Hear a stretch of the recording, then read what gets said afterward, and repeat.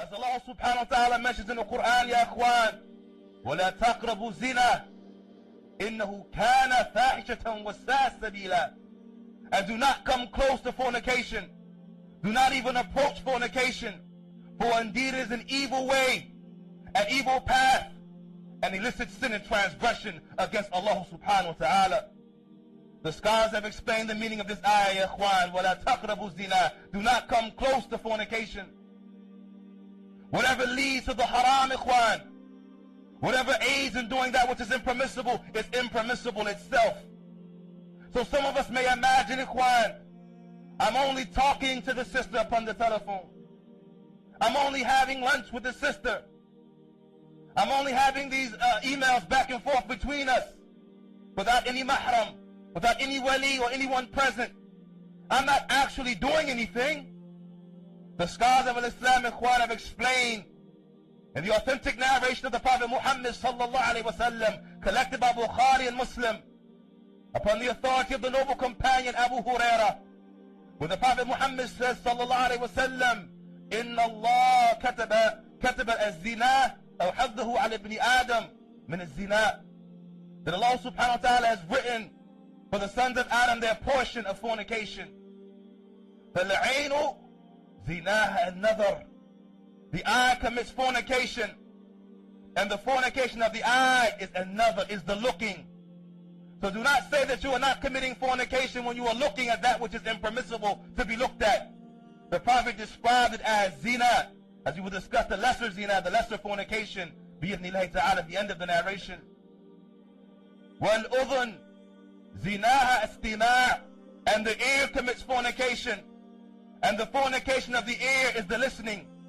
Hearing those voices, listening to those women that one does not have the permissibility to be listening to. This is zina, as the Prophet had explained in the narration. وَزِنَاءَ اللِّسَانِ الْكَلَامِ. And the tongue commits its fornication, and the fornication of the tongue is the speech. Speaking to those who it is not permissible to be speaking to. Whether it be upon the telephone or in person, Ikhwan, the Prophet ﷺ left it general by saying that the lisan, the zina of the tongue, is the speaking. And he went on and continued, Ikhwan, that the hand commits fornication, it is the touching. The lips commit fornication, is the kissing. The feet commit the fornication, it is the moving towards the fornication of the zina. وَالنَّفْسُ تَتَمَنَّى وَتَشْتَهِي. And the soul commits this fornication, desiring this affair, desiring to commit this act. وَالْفَرْجُ يُصَدِّقُ أَوْ يُكَذِّبُ. And the private parts either affirm this matter or negate it.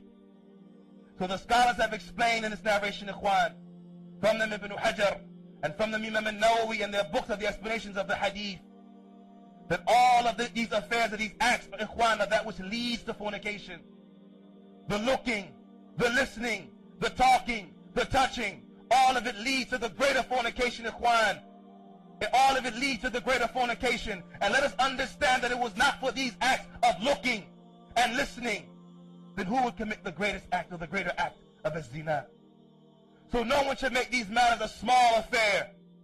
No one should make these matters and say, هَذَا مِنَ الصَّغَائِرِ. This is only from the minor sins. As if this matter has no consequences. As if the scholars have not mentioned that those minor sins are that which lead to the greater sin. Allah says, وَلَا تَقْرَبُوا زِنَا. Do not come close to fornication.